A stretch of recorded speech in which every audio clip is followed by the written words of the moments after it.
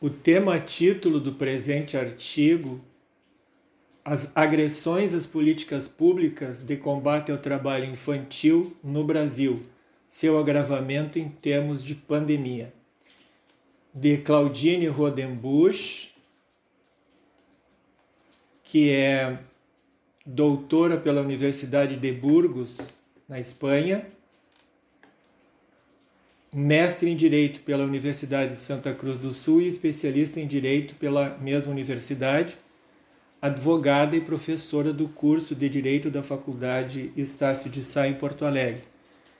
Henrique Alexander Kesk, doutor em Filosofia pela Universidade do Vale do Rio dos Sinos, mestre em Filosofia pela Pontifícia Universidade Católica do Rio Grande do Sul, graduado em Direito pela Universidade do Vale dos Sinos e advogado. No presente artigo, a motivação de sua escritura, ou seja, o transcurso em 12 de junho agora do Dia Mundial de Combate ao Trabalho Infantil, veio a se converter em seu objeto de pesquisa, uma vez centrado na sistemática agressão às políticas públicas já instituídas no país, na busca de enfrentamento desse grave problema social, que culminou na extinção da Comissão Nacional de Erradicação do Trabalho Infantil pelo atual governo federal e ainda mais, além do desmonte dessas ações específicas do Estado, pelo firmar-se de uma política de desinformação, já que há 2 anos o IBGE, Instituto Brasileiro de Geografia e Estatística, não publica os dados referentes ao tema, provavelmente como estratégia de invisibilizar essa terrível mazela social e que agora impacta de forma precípua a violação dos direitos humanos e da dignidade da pessoa humana dessa parcela extremamente vulnerável da população brasileira em função da pandemia do coronavírus. A metodologia empregada parte de análise doutrinária e legal ao apresentar os fundamentos constitucionais de proteção, juntamente com o Estatuto da Criança e do Adolescente, bem como pelo Plano Nacional de Proteção e Erradicação do Trabalho Infantil e ainda pelas convenções da Organização Internacional do Trabalho ratificadas pelo Brasil. A seu turno, o objetivo se coloca como centrado em denunciar o que se mostra como uma deliberada atuação, no sentido de ocultar e não fornecer dados atualizados, como forma de obstaculizar ações concretas de órgãos do próprio Estado no cumprimento da tarefa para a qual foram constituídos, o que causa um problema ainda maior,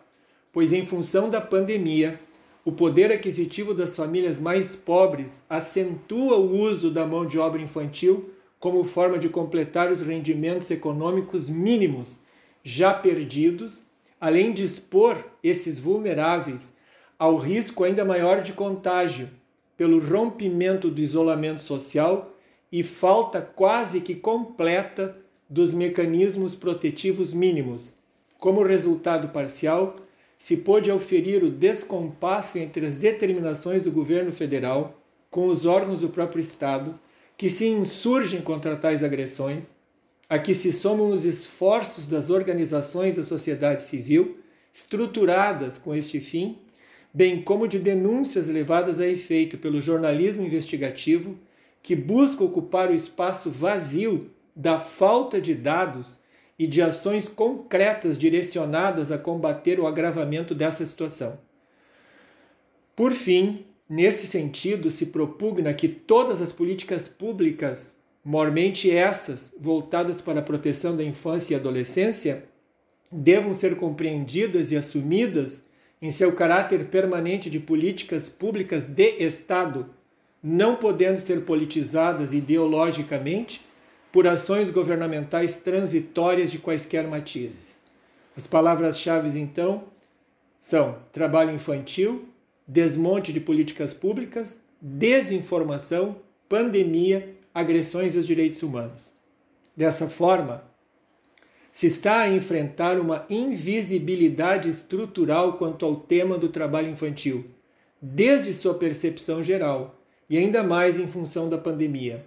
Por conta disso, então, se optou por uma atitude metodológica de se buscar dar visibilidade às complexidades que o tema enseja, recorrendo-se, então, tanto às fontes oficiais,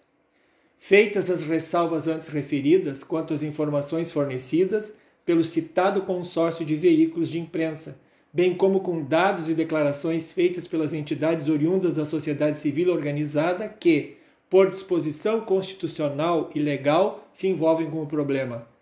Dessa forma, se pôde realizar um cotejamento das informações e resultados apontados, como forma de se superar, inclusive, as igualmente já referidas dissintonias dos órgãos oficiais do país quanto ao enfrentamento de tais questões. Tal atitude metodológica visa, enfim, enfatizar essas instâncias de informação como uma espécie de ágora contemporânea, como meio propiciador do debate público e de interesse público quanto à transparência e publicidade do enfrentamento dos problemas. Eis, portanto, certo esboço dos contornos do problema que se está a tratar, já que o país dispõe de base constitucional e legal protetiva, em sintonia com as organizações internacionais de cujas convenções o Brasil é signatário, de maneira que, formalmente, se estabelece absoluta prioridade a ser dispensada a proteção de crianças e adolescentes, mormente em relação ao seu envolvimento em atividades de trabalho, assegurando-se logo que fiquem a salvo de qualquer forma de exploração econômica. Entretanto, se vivencia uma realidade social de exclusão e pobreza,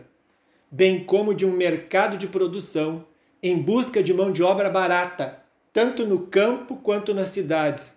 a naturalizar o emprego de meninos e meninas nessas atividades, criando condições para a invisibilidade do problema. E, por fim, de ações governamentais em dissintonia com o princípio de zelar inquestionavelmente pelo melhor interesse desse menor. Isto pode levar, sem dúvida, a se discutirem os fundamentos ou sentidos e significados através dos quais se pretende instalar o que se denomina de Estado mínimo, enquanto instância que não prioriza mais os próprios fundamentos do pacto social, em que esse Estado se alicerce e é constituído, mormente com a inarredável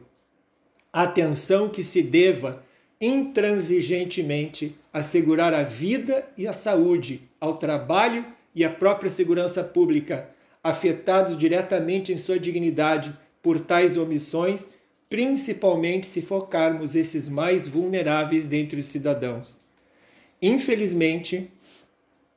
tais circunstâncias se tornam ainda mais dramáticas em função da exposição desses meninos e meninas ao contágio pelo novo coronavírus.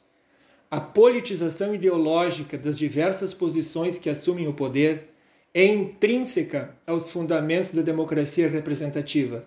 de forma que essas diferentes perspectivas têm legitimidade para operar reestruturações do quadro geral da administração da coisa pública. Entretanto, se deve, de todas as formas, respeitar o núcleo duro das disposições normativas constitucionais e legais que constituem os fundamentos do Estado Democrático de Direito, que não podem ser colocados a serviço das disposições de quem o interpreta, ainda que tenha mandado legítimo de representar essa determinada ideologia política. Ademais, tais fundamentos constitucionais e legais, íncitos ao arcabouço do ordenamento, determinam, sem nenhuma possibilidade de interpretações díspares, a prioridade absoluta da proteção da criança e do adolescente, considerados como seres humanos em formação, e logo, devendo receber obrigatoriamente a completa proteção aos seus direitos humanos e à dignidade da pessoa humana, como princípios basilares, acentuados agora de maneira mais intensa em função de sua vulnerabilidade social demarcada pelo contágio pelo novo coronavírus. Nada justifica uma posição contrária como a que vem assumindo certos órgãos do governo federal.